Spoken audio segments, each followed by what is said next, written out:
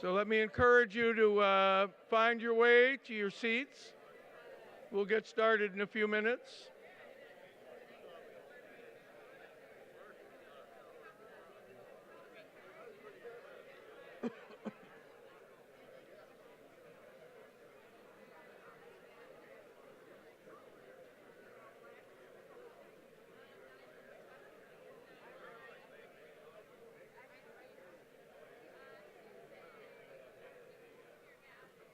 Sorry.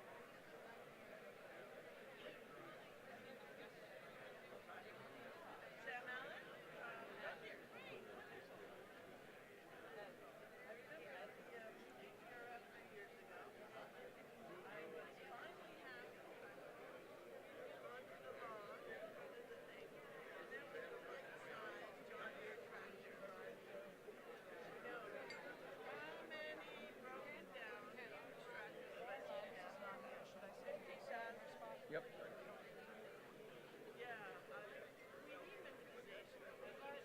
Good.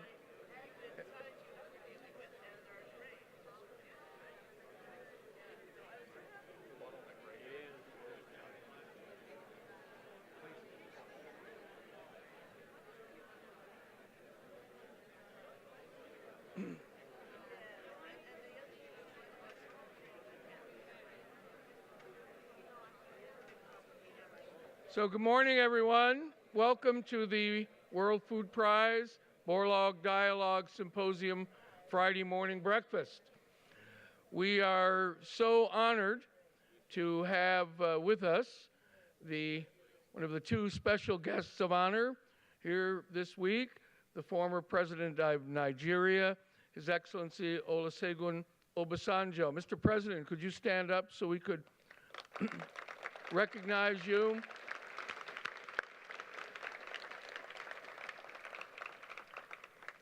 And that, the African Fertilizer Summit was a big part of our laureates' achievements and big part last night at a ceremony. And it was President Obasanjo working with Norman Borlaug, and that made it a pivotal moment in launching great enthusiasm and the political will to transform Africa. So not only are we honored, Mr. President, by having you here because of your position, but because of your leadership and your achievement. And except that you were a member of the Council of Advisors, you might have been considered for the World Food Prize right on your own leadership. So, Anyway, our breakfast is sponsored by Osmondson Manufacturing, and Doug Bruce and his daughter Heather are here. Doug, won't you stand up so we can thank you for sponsoring our breakfast?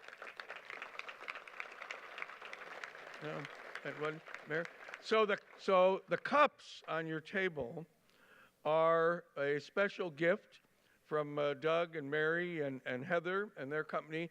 And so please, you have to take them with you because these are the way you carry coffee or tea or other hot beverages all day at the conference around. And you'll see on them, it says, "The Road Out of Poverty, the World Food Prize."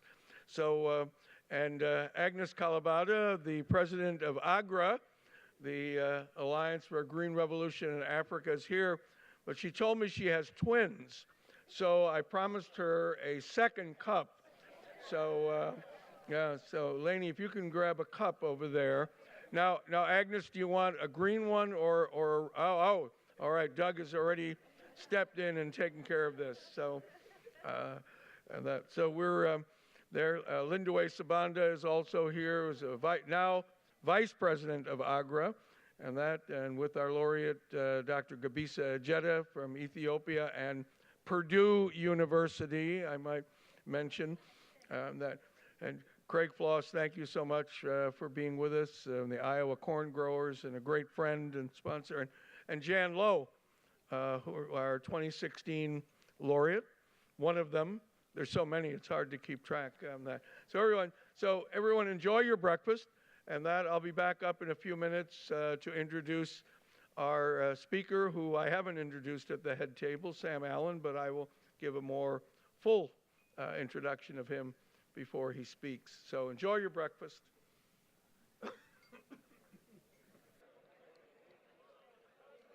Well, I hope everybody's enjoyed your breakfast, and that. So and pick up your menu card and check it out, because the breakfast was a little unusual. And that these were Indomie noodles with a Nigerian recipe. So just like for the soy luncheon yesterday, we did extensive research there, preparing it. And so today, Mr. President, in honor of you and our laureate, and so I know it's not like you get it at home back, in Nigeria, but close enough. Thank you. Wow, that's wonderful high praise. Thank you very much.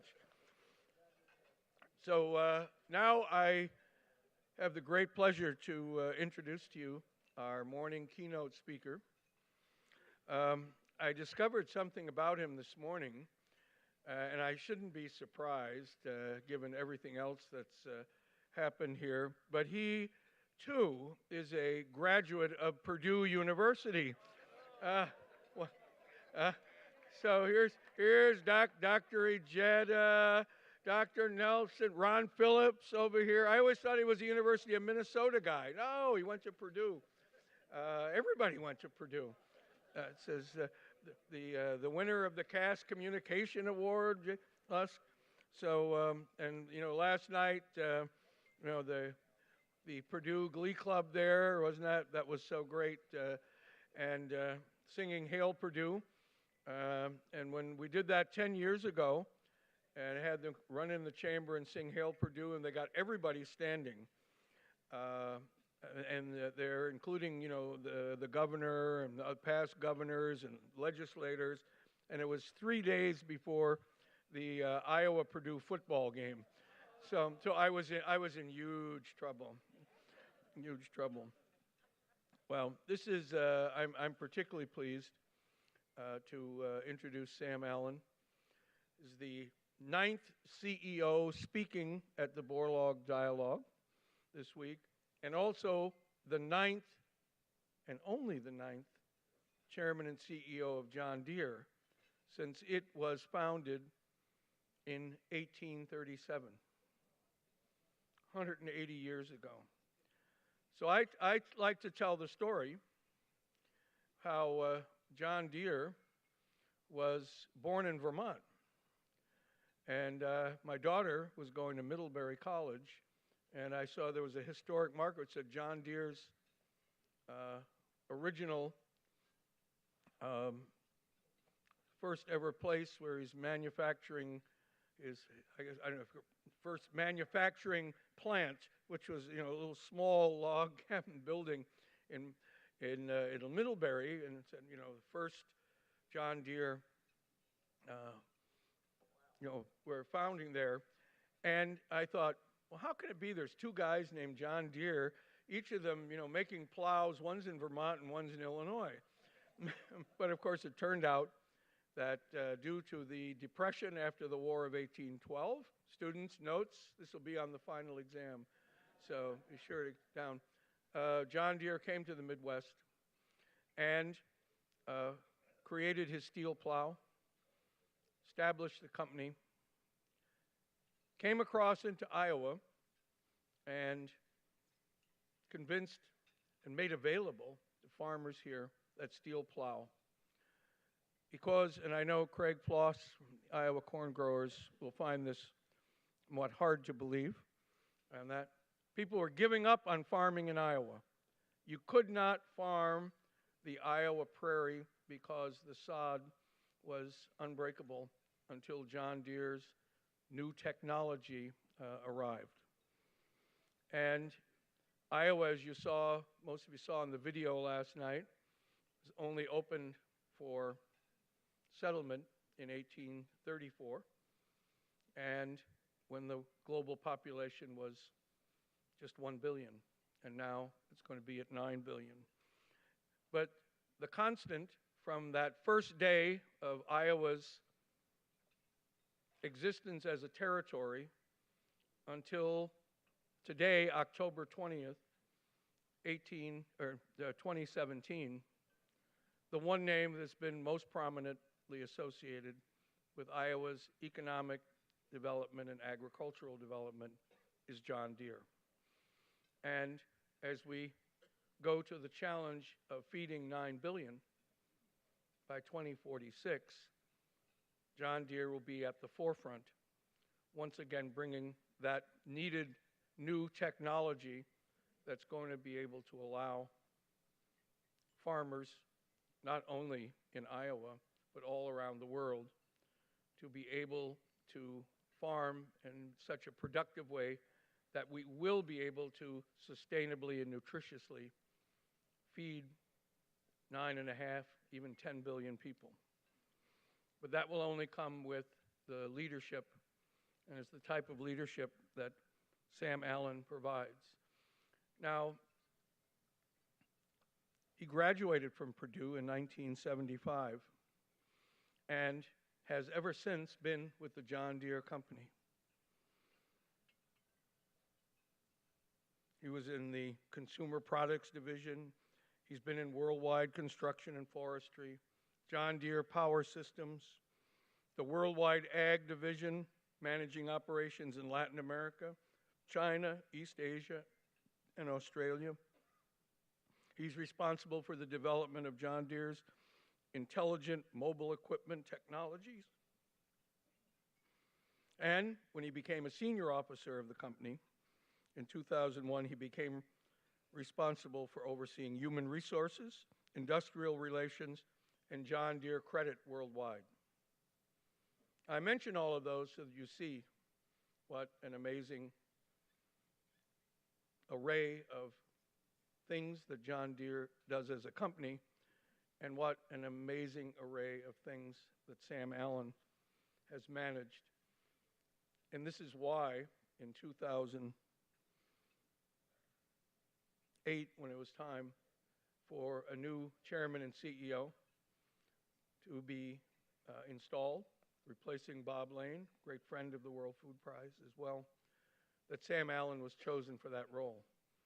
And ever since has been providing that type of leadership to carry forward the Deere legacy, but also through their foundation, and Mara Sovey Downing is here, and the wonderful team that she has, also looking at the side of development and how transformation of life at the village level for smallholder farmers.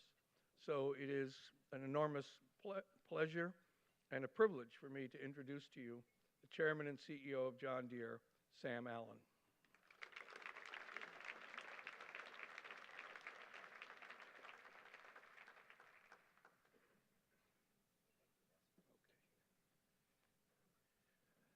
Thank you, Ambassador Quinn, and good morning, ladies and gentlemen. As he was saying all that, I thought he ought to be up here talking. He can do a better job talking about John Deere than I can. And then I was really concerned when I heard that I'm the 9th CEO speaking to you this week. I just hope 9's not too many as I go through this. But again, thank you, Ambassador Quinn, and the entire World Food Prize team for the opportunity to address this truly distinguished group brought together by our common passion for global food security. It is indeed my pleasure to be with you this morning to share a few words about John Deere's efforts to help feed the world. Our products, of course, have been doing that for close to 200 years now. So in many ways, our story is as old as the company itself. Today, however, I want to focus on what our company is doing to empower rural communities to find and travel the road out of poverty, one person at a time. Our friend and founder of the World Food Prize, Dr. Norman Borlaug, often talked about the essential role of roads to any type of agricultural development. While I'm sure he meant the physical roads that link farmers to markets, I believe Dr. Borlaug also saw roads as a powerful metaphor for the journey of empowerment for farming communities, especially in developing parts of the world. Indeed, the road out of poverty. Yet metaphors aren't very meaningful if they don't ring true. And in my experience at John Deere, the road out of poverty requires a commitment by dedicated individuals. It all starts with the power of inspiration, spread from one person to another, to transform the road out of poverty into a bustling, modern highway that leads to a better way of life. As Mother Teresa once said, I alone cannot change the world, but I can cast a stone across the waters to create many ripples. It starts with one person who understands how his or her actions can influence and inspire the direction of others. In that vein, we must ask ourselves, what are we doing to inspire our friends, our colleagues, and even strangers to address the world's growing hunger needs? Starting with helping the world's smallholder farmers get on a road to a more prosperous future. If you will, allow me to share what John Deere is doing and my small part in it. I am privileged to lead a company that has been helping feed the world for a long time. Indeed, our foremost responsibility at John Deere is to operate a successful business, one that delivers quality products, a meaningful employee experience, and superior investor returns. That is absolutely necessary, but it is not sufficient. Business success, in turn, provides the means for being a productive member of society and fulfilling our purpose as an enterprise, which is to support higher living standards for people everywhere through our commitment to those linked to the land. Fulfilling that commitment in a way that empowers people to make a better life for themselves is at the heart of our corporate citizenship work today. The company's commitment to giving back can be traced to our founder, Mr. John Deere, and to the leaders who followed. When you join our company, you soon learn of John Deere's passion as an abolitionist and his personal financial support in rebuilding the local African Methodist Episcopal Church after it burned to the ground. You also learn of William Butterworth, our third chairman and CEO, hand-delivering charter papers to Washington, D.C. to establish the first American Red Cross chapter in our hometown of Moline. You learn how a group of Deere leaders came together in the midst of the farm crisis in the 80s to start the Riverbend Food Bank in Moline. For the last 70 years, the John Deere Foundation has helped build on this legacy through nearly $300 million in giving at home and abroad. When I was named Deere CEO in 2009, pondering both the rich legacy of the past and the enormous responsibilities of the future, I called on a trusted friend and counselor. I asked if he would be willing to be my true north compass, and he agreed. Even today, some 8 years later, we get together on a regular basis. Over coffee one day, I mentioned my desire to ramp up our citizenship efforts and begin a formal employee volunteer program. I've always believed in the value of giving back on a personal level, but professionally, I didn't have a clear idea of what John Deere could and should be doing in order to be a power for good. My friend suggested I take a week away from work and lead a group of company leaders on a volunteer trip. He believed the experience would be extremely impactful and might well set the stage for future efforts on behalf of the company. I shared the idea with some of my colleagues at Deere, who were quick to express their support. And so, in the fall of 2011, I traveled with a team of 20 John Deere volunteers to rural Rajasthan in northwest India, where we spent a week working alongside farmers in 3 villages. Together, these villages are home to nearly 6,000 people. Side by side, in high heat and humidity, we harvested grain and beans together, picked cotton together, and cut fodder and forage together. The work was inspiring and eye-opening, and it was exhausting and backbreaking. And I assure you, it was plenty of exhausting and backbreaking. I spent time working with a 40-year-old farmer, Kishan Ahir, together with his wife and 2 sons. Kishan farmed 10 bighas, or almost 2 hectares of land. They grew sorghum and maize during the rainy season. They grew mustard in the winter, or nothing at all if they didn't have good rains. Like many farming families, they struggled to get by. The experience was, to say the least, transformational. We gained a new appreciation for the hardships of manual farming experienced by the world's 2 billion smallholder farmers like Kishan, who eke out a living day by day. We also came away with a renewed admiration for these farmers and their capacity to persevere. We left India inspired to make a long-term commitment to these villagers. Over its history, John Deere has helped millions of farmers and their families build stronger businesses and better lives. There was absolutely no reason, in our minds, we cannot do the same for the smallholder farmers of Rajasthan. That's how JIVA, or the Joint Initiative for Village Advancement, was born. Fittingly, JIVA means livelihood and life in the local Mewari dialect. JIVA was intended to help strengthen the livelihoods of these villagers, and it did that and more. it brought to life how John Deere approaches citizenship. Soon after, we partnered with a highly regarded nonprofit organization, Pixera Global, to design a detailed community needs assessment in the 3 villages. Through intensive focus, group discussions, and personal interactions, we did a lot of listening.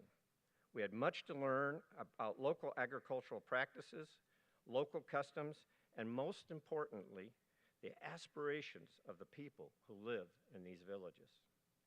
Our aim was to develop a plan that would create meaningful, lasting change, working with them, not for them.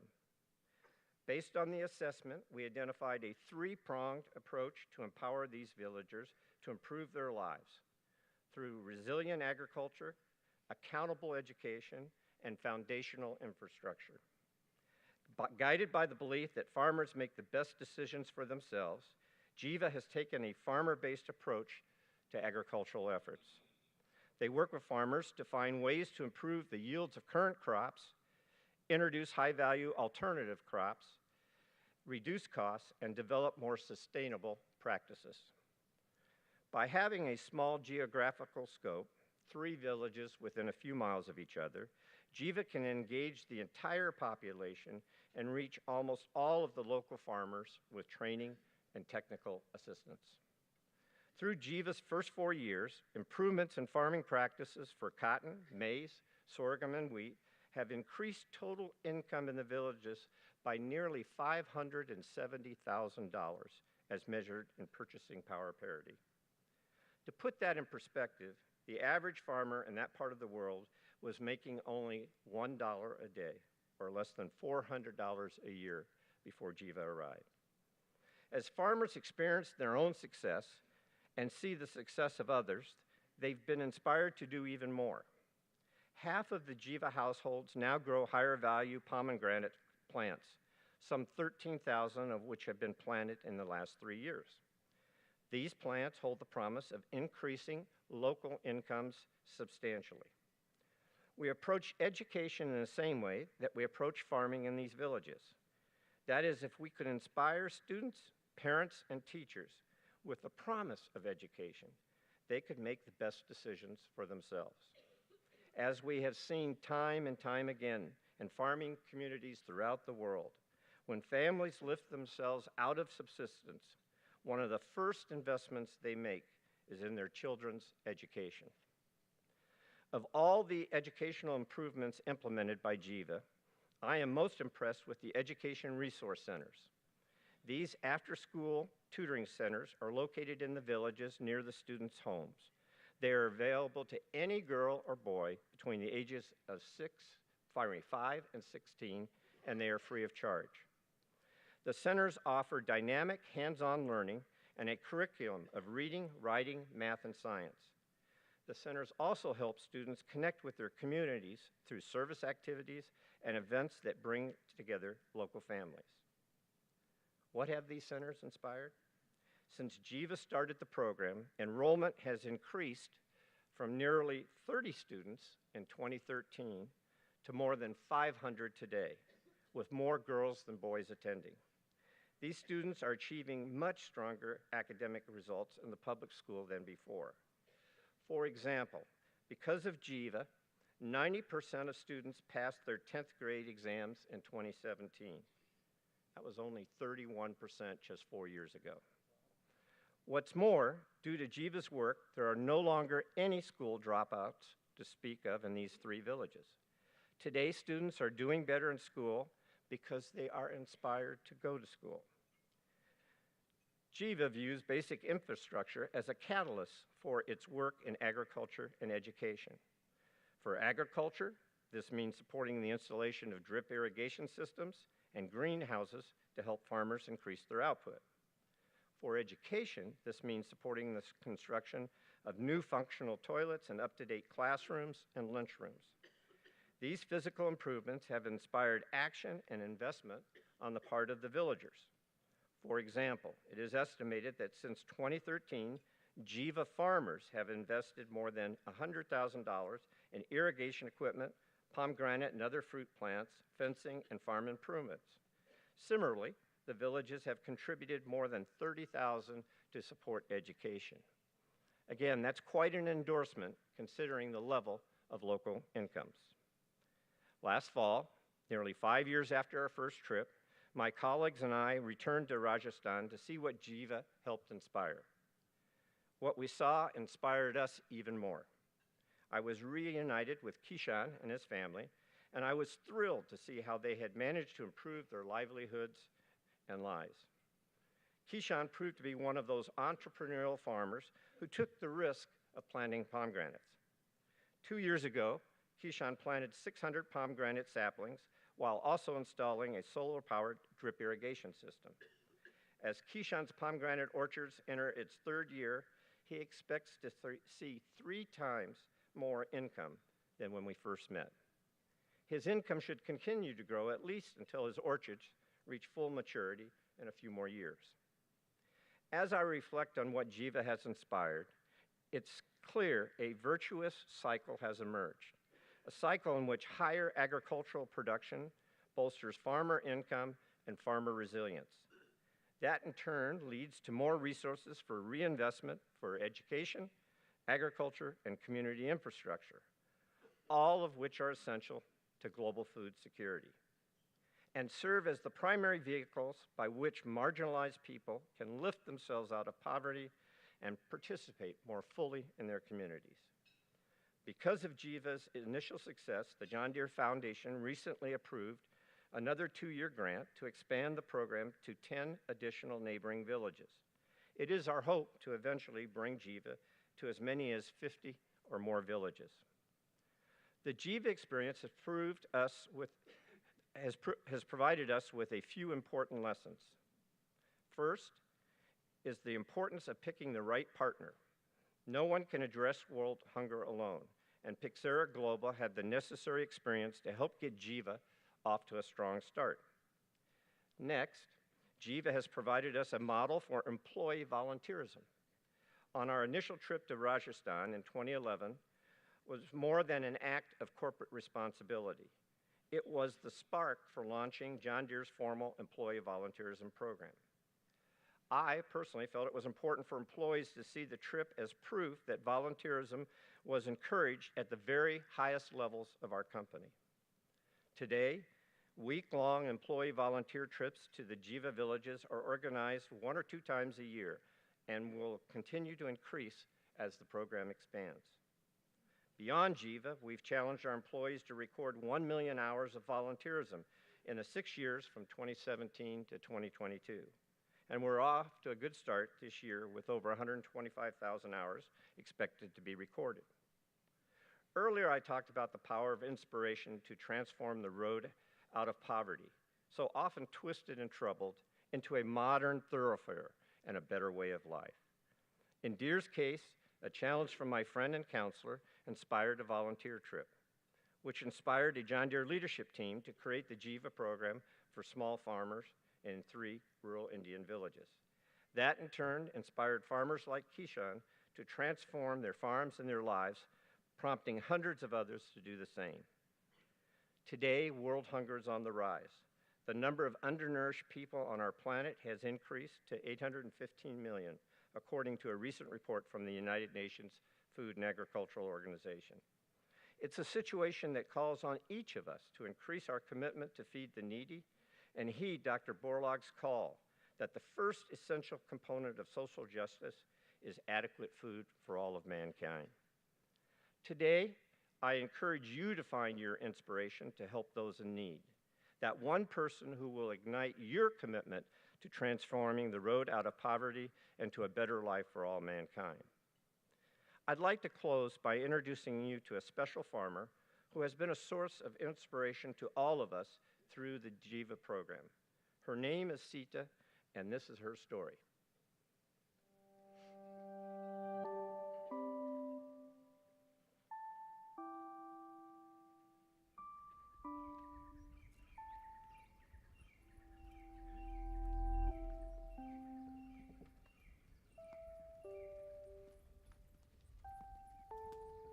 हाँ sir, जो खेती बाड़ी काम मुश्किल ही है।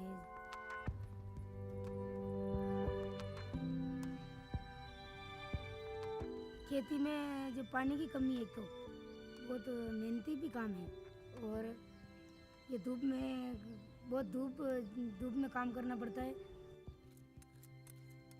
नील गाय का भी वो मुश्किल काम है और गर्मी भी ज़्यादा है। गर्मी से बहुत परेशान है सर, यहाँ गर्मी बहुत गिरती है और काम बहुत मेहनती काम है, इसलिए हम जो खेती करना कम ही जाते हैं।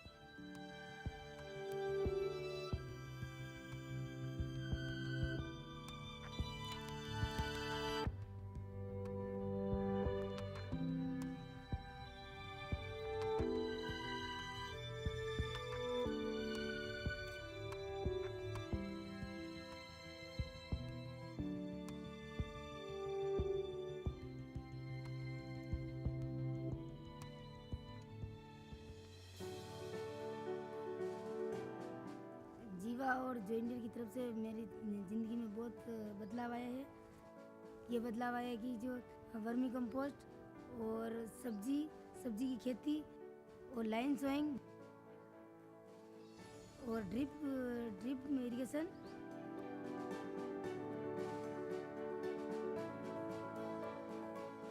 सर पहले तो हम सब्जी भी जो सब बाज़ार से खरीदते थे। जीवा का सर बहुत धन्यवाद है कि मैं हम 40-45 हज़ार मतलब एट्रास कमाते हैं, हर साल कमाते हैं, इसीलिए ये ज़्यादा जो मतलब आमदनी होती है ये सब्जी वाली, और घर पे खाते जो अलग, और 40-50 हज़ार रुपये का ये बहुत मुनाफा हो जाता है।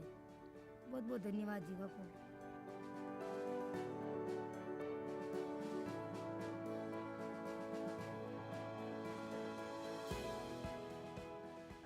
आमदनी बढ़ी इसलिए हम जो कॉलेज भी जिसको पढ़ा सकेंगे, वरना जो हम पढ़ा भी नहीं सकते थे पहले।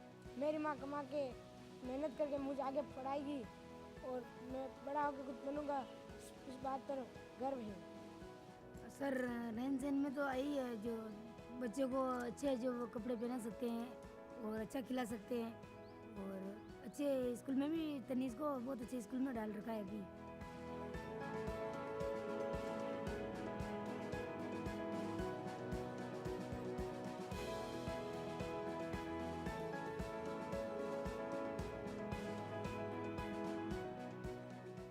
खेत को देख के ऐसा लगता है कि हमने न्यूट्रिशन गार्डन वगैरह घर में खाने के लिए बहुत अच्छी सब्जी मिलती है, और जो बहुत सारा हरा भरा दिखता है तो बहुत जो खुश हो रहता है हमारा। जीवा एक सर ज़िंदगी है, बहुत अच्छी ज़िंदगी बनी और सबकी बन भी रही है।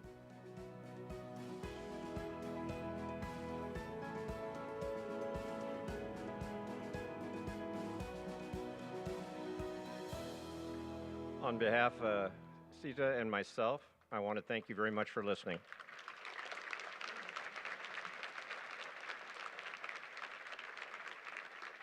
Sam, what a wonderful presentation and a terrific way to end it. I'm sitting there and I'm thinking, you know, it must be in the DNA of the chairman and CEO of John Deere to be out there in the reaching into the villages and interacting with farmers, probably in the 1830s when John Deere was in Illinois and in Iowa, and understanding directly from talking to farmers what they needed, and you're continuing that tradition now with Jiva.